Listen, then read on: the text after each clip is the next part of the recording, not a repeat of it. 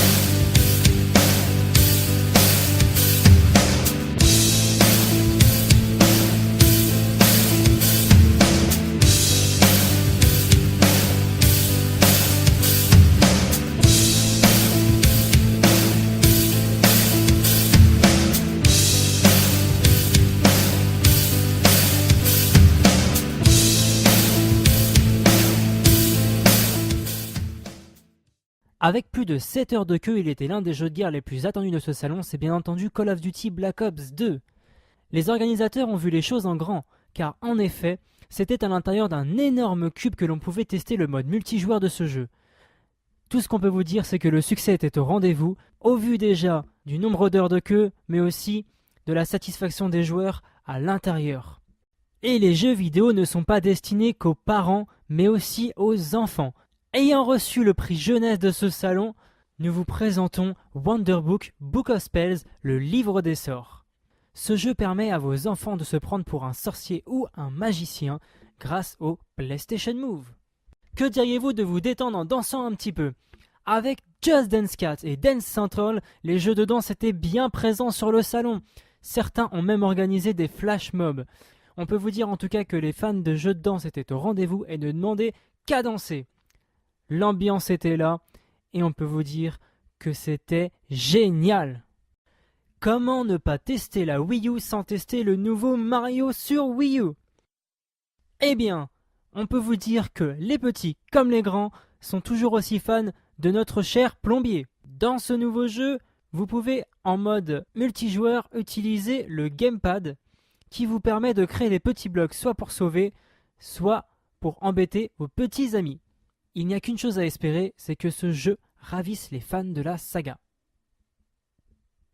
Et pour finir ce tour d'horizon, laissez-moi vous montrer la grande scène qu'occupait Tekken Tag Tournament 2, l'un des jeux de combat les plus connus. Mais nous n'allons pas nous attarder sur le sujet car comme pour Assassin's Creed 3, un article détaillé du jeu sera fait sur le blog. Maintenant, place aux invités. Salut à tous, alors on est avec Julien Telouk de Game One. Donc bonjour. Bonjour. Alors on aimerait te poser quelques questions pour les gens qui ne te connaissent pas, pour savoir toi comment tu as commencé ta carrière de journaliste. Alors comment j'ai commencé ? Moi avant j'étais dans les métiers du net. J'étais dans la conception de sites internet, de CD-ROM, à l'époque où c'était la mode des CD-ROM. C'est plus trop la mode maintenant. Un jour j'ai vu une annonce sur le site de Game One. J'étais un grand téléspectateur de Game One. J'étais un grand fan de jeux vidéo, j'avais toutes les consoles. j'avais tous les jeux et j'ai tenté ma chance et j'ai été pris. Au début j'avais une petite présence sur l'antenne et après j'ai travaillé dur, je me suis un peu battu quand même pour essayer de conserver déjà ma place, de m'améliorer et après de exercer d'autres métiers au sein de Game One parce que bon, on me voit en tant qu'animateur, j'ai commencé en tant qu'animateur, mais aujourd'hui j'ai d'autres fonctions, je suis responsable du pôle divertissement, donc ça veut dire en gros producteur, rédacteur en chef de plein d'émissions où je suis pas forcément animateur, où il y a d'autres personnes et voilà, je m'occupe de ça, donc je fais pas que animateur sur l'antenne, je fais autre chose, mais je me suis battu au sein de Game One pour essayer de faire vivre cette chaîne, de faire en sorte que le public grandisse de jour en jour, augmente de jour en jour. Et aujourd'hui, voilà, on espère que ça plaît au public, on essaye en tout cas. Sur l'évolution de la chaîne, on a vu que tu as présenté, il me semble, un peu le Level 1, la Game Zone, où tu avais une bonne équipe, le Big Show qui n'a pas duré très longtemps, et maintenant tu es seul à la tête du JT de Game One. Ça a été dur d'en venir jusque-là? Alors attendez, je suis pas seul, hein. Vous me voyez seul. Quand je dis seul, voilà. je veux dire sur la présentation, parce que tu as eu beaucoup de présentations en duo, notamment avec Louise ou Julie. Ouais. Donc est-ce que ça a été dur tout ce chemin pour revenir à présenter le JT? Alors aujourd'hui, voilà, je suis pas tout seul. Derrière, il y a toute une équipe, il y a toute une rédac. On est nombreux à travailler sur cette émission-là, aussi bien pour les tournages des émissions où on essaye de faire de la qualité, mais aussi en rédaction. Il y a des testeurs, il y a tout. Je suis pas tout seul. Après, on me voit tout seul et de temps en temps, il y a beaucoup de gens qui viennent pour faire des rubriques. C'est le cas d'Anne Fan du Journal du Geek qui vient régulièrement en tant que spécialiste et on reçoit des invités dans le JT. Après, attention, pourquoi on a évolué comme ça, c'est qu'à un moment donné, certes, on avait une bonne émission avec la Game Zone, c'était le cas, avec plein de chroniqueurs en plateau. Ça correspondait à une époque dans la vie du jeu vidéo à la télévision.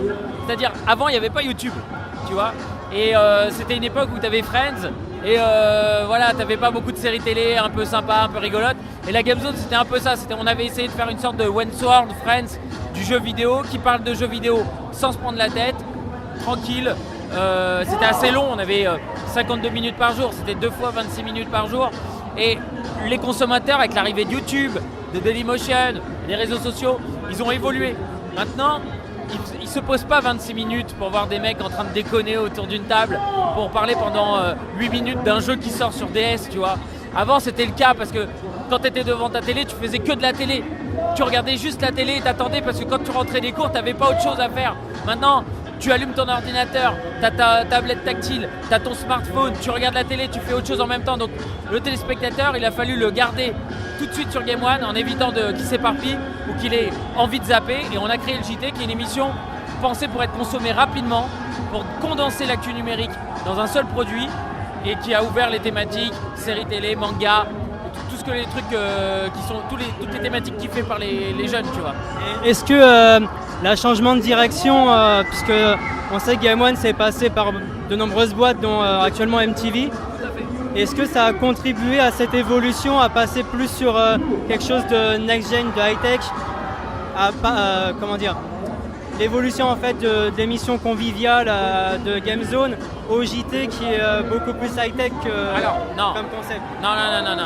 Non, encore une fois, aujourd'hui, je sais qu'il y a beaucoup de rumeurs sur Internet, il y a beaucoup de gens qui parlent et qui racontent des choses qui sont fausses, mais vraiment fausses. Il faut raconter l'histoire de Game One. Avant, c'était Canal+. Canal+ a mis énormément d'argent sur Game One et à un moment donné, Game One, il dépensait, on va dire, je sais pas moi, 50 fois plus que ce qu'il gagnait. Donc forcément, la chaîne a été à perte. Donc c'est génial, tu vois, tu dépenses du fric, t'as la meilleure régie du monde. À un moment donné, Game One, ils avaient la régie de la Coupe du Monde quand même, 98. Pas vraiment pour une question d'argent, mais plus pour une question de ce que la direction peut apporter à la chaîne de supplémentaires qui aide à développer. Je continue sur ce principe-là, tu vois. À un moment donné, Game One, ils avaient la régie vidéo, donc pour faire des émissions qui étaient celles de la Coupe du Monde 98. C'est une des plus belles régies du monde. Et au final, ça coûtait trop cher. Après, Atari a racheté la Game One. Ça coûtait très cher, donc ils ont dû faire des restrictions de budget, ok, à côté de ça. Et quand il y a eu MTV qui est arrivé, MTV a racheté Game One, mais MTV n'a pas influencé les émissions de Game One. MTV a fait en sorte que Game One survive, parce que sinon, s'il n'y avait pas eu MTV, Game One ça fermait, point barre. Ou sinon, on aurait été racheté par une autre boîte genre AB, on aurait été un robinet à Hélène et les garçons. Et ça aurait pas été cool, tu vois. Donc aujourd'hui, Game One, by MTV, c'est quoi? C'est Game One qui a réussi à survivre. Après, derrière nous, il a fallu passer d'une époque où il y avait la PS2 et la Xbox à une nouvelle génération où tu as la PSP, la 360, la PS3. Je te rappelle que PS2, c'est quoi? C'est une console qui joue aux jeux vidéo. Et quand tu es malin, tu mets un DVD, tu peux mater un film. Du jour au lendemain, tu avais des consoles qui te disent tu peux surfer sur Internet avec la PS3, tu peux mater des vidéos de YouTube, tu peux aller mettre tes images, les photos que tu fais dans ton appareil photo, tu les mets direct dedans, tu écoutes ta musique, tu peux faire de la VOD pour voir des séries télé, des films, tu as du jeu vidéo, tu joues online, tu commences à être connecté. Le monde, il a complètement changé par rapport à ce qu'on faisait auparavant avec la Game Zone. Donc forcément, les émissions, on a dû s'adapter parce qu'à un moment donné, Game One, il faut dire la vérité aux téléspectateurs, c'est que MTV ou pas MTV, hein, Game One, à un moment donné, ça a descendu. On était au top avec la Game Zone, on était l'une des meilleures audiences et à un moment donné, on est descendu. Je te donne un chiffre, on était la 4e chaîne thématique sur les 15-25 ans avant que MTV nous rachète, tu vois. Et juste avant qu'MTV nous rachète, on a commencé à baisser parce que les jeunes, ils ont commencé à rentrer sur le connecté. C'est un truc tout bête, mais c'était la folie des Skyblock en 2004-2005. Et nous, sur Game One, on était 100% jeux vidéo. On n'a jamais parlé des blogs. On n'a jamais parlé des vidéos du net. Et du coup, on se retrouve avec une émission qui était la Game Zone, qui correspondait plus à notre public. Donc juste avant qu'MTV nous rachète, on est descendu en audience. Et je peux te dire que dans les locaux, quand les chiffres d'audience y tombent, et qu'on te dit, les gars, vous étiez les 4e sur les 15-25 ans, et là maintenant, vous êtes 22e, t'as les boules. Donc MTV ou pas MTV, quoi qu'il arrive, quand il y a eu MTV qui a racheté, on a dit voilà, on va survivre. Mais maintenant, les gars, vous allez survivre, va falloir vous battre pour être dans les meilleurs. Et progressivement, on a changé les émissions. Progressivement, on a essayé de savoir comment le public de Game One évoluait. Qu'est-ce qu'il faisait quand il rentrait chez lui? Avant, le public de Game One, il rentrait chez lui, il mettait Game One. Il faisait que ça. Après, il faisait ses devoirs et après, il allumait sa console. Maintenant, le public de Game One, il fait quoi? Il rentre chez lui, il va sur Facebook, il regarde la télé, il va sur Twitter, il regarde sur sa tablette en même temps, il télécharge des trucs. Tu vois, des fois, il joue même sur sa tablette ou sur son smartphone en même temps que regarder Game One. Donc, aujourd'hui, ils sont multitâches, ils font plein de trucs. Donc, on a adapté les émissions pour que ça soit rapide, consommable rapidement, tout en donnant un discours qui plaise à tout le monde. Parce que je te rappelle que la Game Zone, c'est il y a quelques années. Donc, Game One était regardé par les jeunes. Maintenant, ces jeunes-là, ils ont grandi, ils ont des enfants. Donc, il faut que Game One soit regardé aussi bien par les plus jeunes que par ceux qui sont un petit peu plus vieux. Donc, l'émission à double lecture, aussi bien pour les hardcore gamers, les joueurs réguliers, que pour les joueurs occasionnels. Donc on essaye de travailler sur ça. Après je sais qu'il y en a plein qui regrettent l'époque de la Game Zone. Mais vous inquiétez pas, on travaille dessus. On a fait Marcus versus Julien. Et c'était... Je parle trop. Dites-moi. Ah, je parle trop. Il n'y a plus de batterie. Ah, désolé. Je parle trop. Mais je suis passionné, c'est pour ça. C'est un sujet qui me passionne. Non, il n'y a pas de souci. Par rapport au Paris Games Week, est-ce que c'est important de venir au contact des gens? Mais ouais, mais grave, c'est hyper important. Il faut savoir que sur Game One, moi tous les jours je regarde les messages sur Twitter et Facebook. Dans le JT, on répond aux questions des téléspectateurs sur Facebook et Twitter. Donc on est en contact avec eux. Quand je vois qu'il y a un jeu, il y a beaucoup de questions qui reviennent, je me dis celle-là on va la mettre dans l'émission et on va faire plusieurs reportages sur le jeu pour satisfaire le plus grand nombre. Donc forcément les voir ça fait plaisir, il y a plein de téléspectateurs, je les vois pour la première fois alors que j'ai échangé je sais pas combien de messages avec eux, tu vois, où il y en a ils ont posé 10 questions dans le JT, je leur ai répondu 10 fois et là je les vois pour la première fois. Donc franchement c'est cool, c'est top.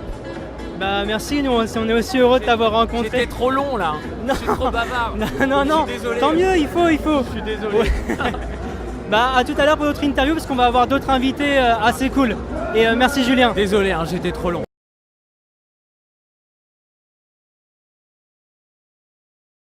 Alors maintenant on est sur le stand Halo 4. Bonjour, pouvez-vous vous présenter s'il vous plaît?